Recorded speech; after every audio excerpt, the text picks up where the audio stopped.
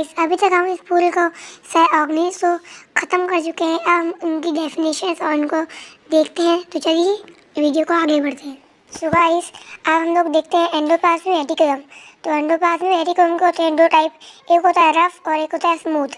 तो कई बार एग्जाम के अंदर ये कुछ आता है कि डिफरेंस बिटवीन रफ और स्मूथ एंडोप्लाज्मिक रेटिकुलम। तो सबसे पहले हम देखते हैं इन सब के डिफरेंस। तो फर्स्ट आता है राइजोसोम्स सिंथेसाइज प्रोटीन। रफ के अंदर राइबोसोम्स अटैच होते हैं, उसकी वजह से इसको हम रफ कहते हैं। राइबोसोम्स प्रोटीन सिंथेसाइज करते हैं और इसके अंदर no protein synthesise that makes lipids. Smooth lipids बनाने का काम करता है। फिर आता है not involve in lipids production. ये लिपिड्स के प्रोडक्शन में इन्वॉल्व नहीं रहता है। ये फैसिलिटीज लिपिड्स सिंथेसाइज, ये लिपिड्स को सिंथेसाइज करने का काम करता है। No role in enzyme and hormone synthesis, function in enzyme and hormones production। इसका कोई रोल नहीं होता है एंजाइम और हार्मोन्स को सिंथेसाइज करने का, और ये एंजाइम और हार्मोन को प्रोडक्शन करता है। जहाँ पर राइबोसोम अटैच होते हैं उसको हम रफ कहते हैं, और यहाँ पर राइबोसोम अटैच नहीं होते हैं उसको गाइस चलिए बढ़ते हैं हम नेक्स्ट टॉपिक पे। नेक्स्ट टॉपिक हमारा गोल्गी अपैरेटस। तो गोल्गी अपैरेटस को कैमिलो गोल्गी ने फाउंड किया था। गोल्गी अपैरेटस का काम होता है delivery, packaging, transport, modification in vessels.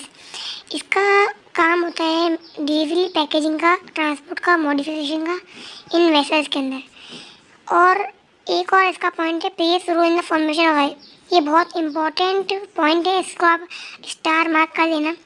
ये राइजोसोम्स की फॉर्मेशन में भी हेल्प करता है। तो चलिए बढ़ते हैं नेक्स्ट टॉपिक पे। नेक्स्ट टॉपिक हमारा राइजोसोम्स। राइजोसोम्स का काम होता है डिकम्पोज वेस्ट प्रोडक्शन, और राइजोसोम को हम सुसाइड बैग्स भी कहते हैं।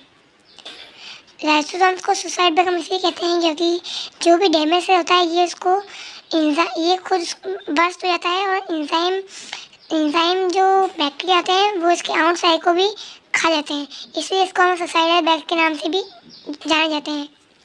नेक्स्ट टॉपिक हमारा vacuoles. Vacuoles known as the storage sacs. ये इसका एक काम है स्टोरेज का। इसकी खुद की मेम्ब्रेन होती है, इसको हम टोनोप्लास्ट कहते हैं। प्लांट्स के अंदर 80 से 90% की स्पेस ये ऑक्यूपाइज करता है। प्लांट्स के अंदर ये प्रोवाइड टर्गिडिटी यानी टफनेस, रिगिडिटी एंड हार्डनेस, और प्लांट्स स्टोर एसेंशियल सब्सटेंस, और ये प्लांट्स के अंदर एसेंशियल सब्सटेंस को भी स्टोर करता है।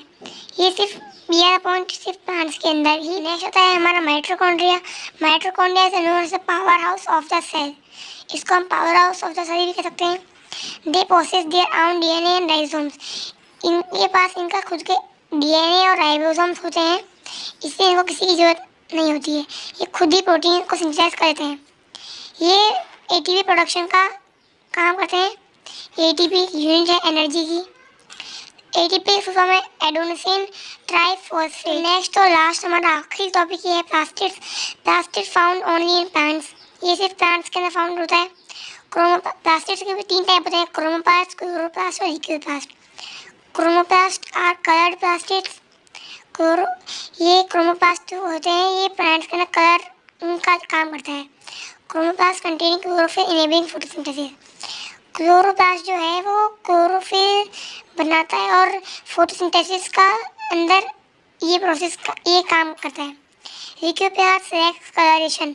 ये कलरलेस होता है और प्राइमरी फंक्शन जैसे स्टोरेज और स्टार्च का यानी फूड बनाने का काम। हमारा ऑर्गेनिज का पूरा टॉपिक खत्म हो चुका है।